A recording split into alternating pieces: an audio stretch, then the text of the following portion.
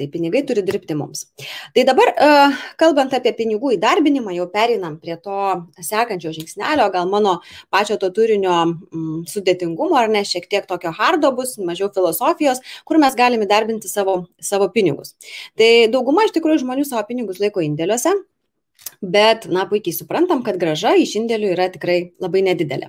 Taipogi galima investuoti į obligacijas, galima investuoti į nekilnojamąjį turtą, galima pinigus skolinti, investuoti į paskolas, galima pirkti akcijas, galima investuoti į žaliavas, labai įdomi investavimo sritis meno dirbiniai, išvestinės įvairiausios priemonės, ir dabar turbūt ant bangos, kur visi tikrai žinote, kriptovaliutos, ar ne? Čia toks tikrai atsirado atskira rūšis iš tikrųjų, bet tikrai daug žmonių pradėjo tai investuoti, ypač jaunų žmonių ir net, tikrai žinom, kad yra visai nemažai ir tų jaunų kriptovaliutų milijonierių, ar ne, Lietuvoje.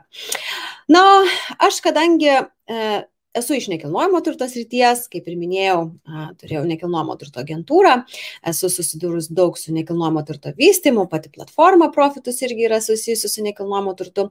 Tai aš kalbėsiu šiandien apie būtent daugiau, kaip įdarbinti pinigus į nekilnojamąjį turtą. Nes, kaip sakyti, čia geriausiai žinau, tai reikia kalbėti tai, ką geriausiai nusimanai. Tai pradėkime tada apie patį tą nekilnojamąjį turtą. Kodėl mes investuojam ir kodėl jisai yra tokia viena populiariausių investicijų. Iš tikrųjų, dėl 3 priežasčių, ar ne? Pirmoji priežastis tai yra nekilnojamasis turtas yra atsparus infliacijai.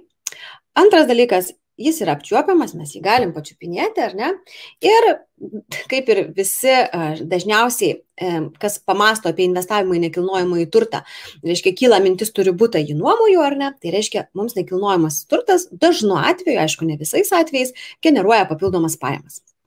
Todėl ši investavimo rūšis Lietuvoje yra pati populiariausia ir pagal Lietuvos banko atliktas apklausas jau daug metų, ar ne, bent jau 4 paskutinius, kur aš stebiu tą apklausą, daugiau negu 50% žmonių nori investuoti į nekilnojamąjį turtą, nes mes jį tikrai labai gerai suprantame.